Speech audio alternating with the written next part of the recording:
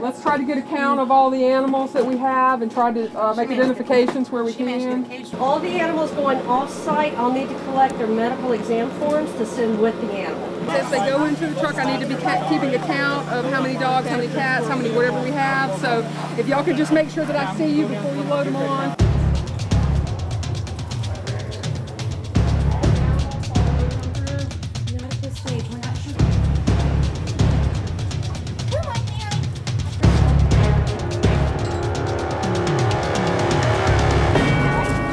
On a clear spring day, dozens of volunteers from across Florida have gathered at a Tallahassee animal shelter to prepare for a disaster.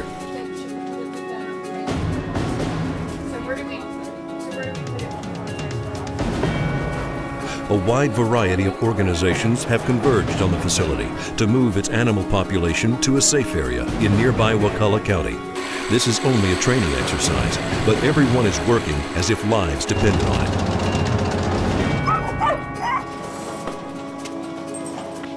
Each group has specific responsibilities that ensure everything runs like clockwork. Within a matter of hours, the companion animals arrive safely at their destination, out of harm's way.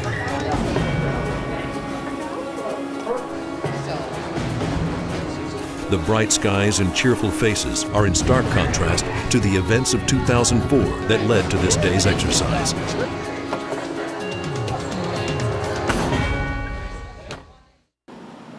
The state of Florida has an emergency response plan in place to deal with everything from transportation and communication to animals and agriculture.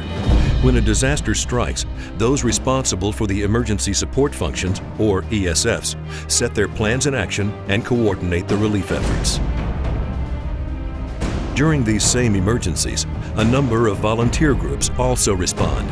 While they genuinely try to help, their areas of expertise often overlap. Their work would be duplicated, and any available resources would be stretched too thin. As a result, their efforts would ultimately be ineffective.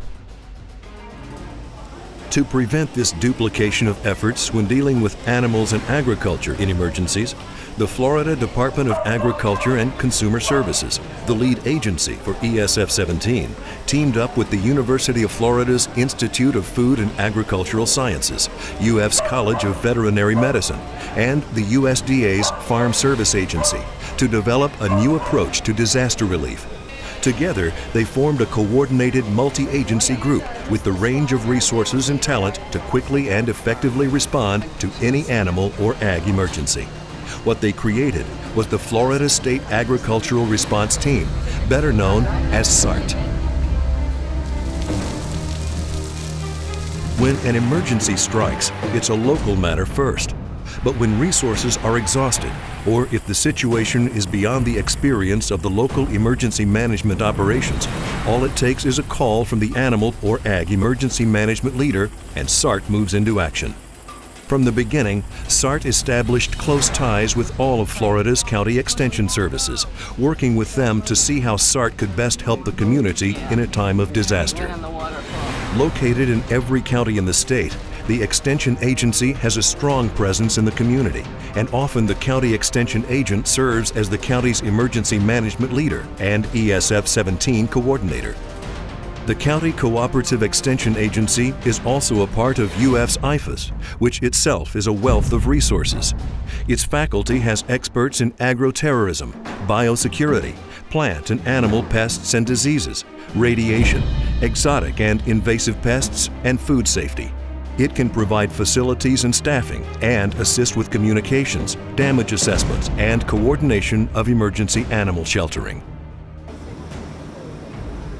Partners like IFAS are vital to SART.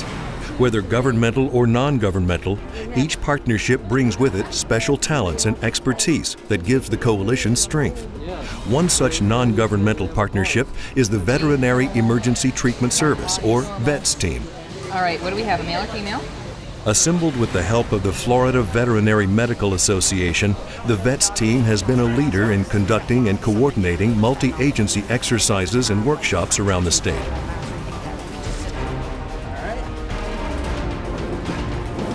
During times of emergency, the VETS team can provide a veterinary field hospital that supports up to 17 team members in portable tents, equipped with generators and surgical lights.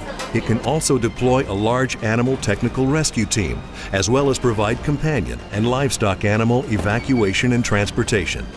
Funded largely by grants and donations to the university, Florida's VETS team is one of the largest non-federal response teams in the country. The Florida Veterinary Medical Association also helped assemble the Florida Vet Corps, a statewide ready reserve of private veterinarians and technicians who provide assistance to their communities and the state during a disaster. There are maps. I printed out some Google Map directions on there for folks that are out of town or aren't familiar with the site. Bringing volunteers together into one group ensures a more effective response in a disaster. To get the right people for any situation, SART helped develop the Florida State Animal Response Coalition, or Florida SARC. This not-for-profit group maintains a database with volunteer information, such as their schedule availability, preferred jobs when responding, and completed trainings and requirements. Volunteer coordinators can instantly access that information to alert volunteers for disaster response.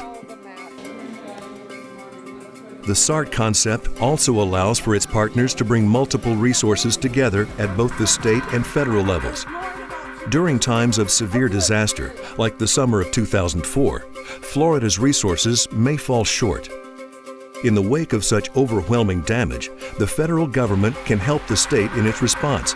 No matter how complex the incident, SART can turn to partners like the USDA's Farm Service Agency and the Animal and Plant Health Inspection Service for the necessary assistance. Behaviors can change in a flash of a second,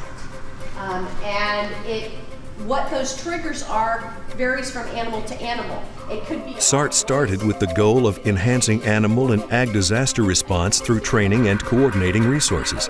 To fulfill that goal, SART and its partners developed state-certified training classes that provide the basics for the certified responder training requirements.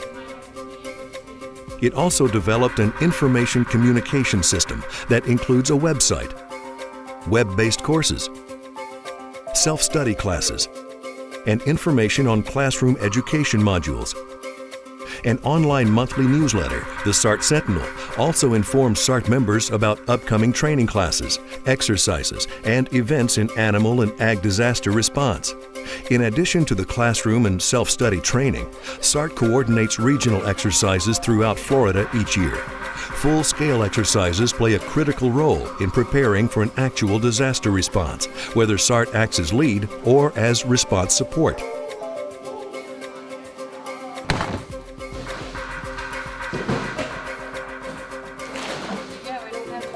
Trained volunteers are vital to SART's success. But having the right tools for the job is just as important.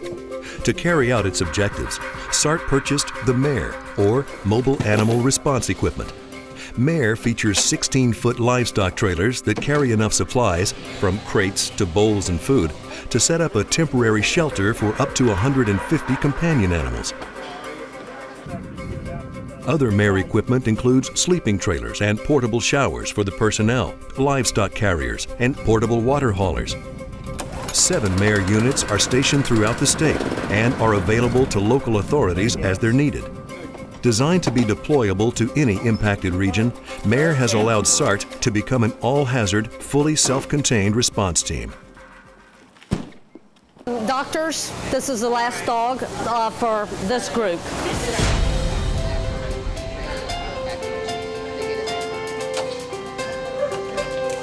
From its bare bones beginning, SART has quickly moved to the national forefront of agricultural emergency preparedness. Its success is due to strong partnerships, the ability to organize effectively, and procedures that are constantly evolving. SART is laying the groundwork for national standards in training for response to natural disasters, animal disease, and terrorism. These uniform standards will give volunteers the skills they'll need to help in a disaster, whether it strikes in their home state or across the country.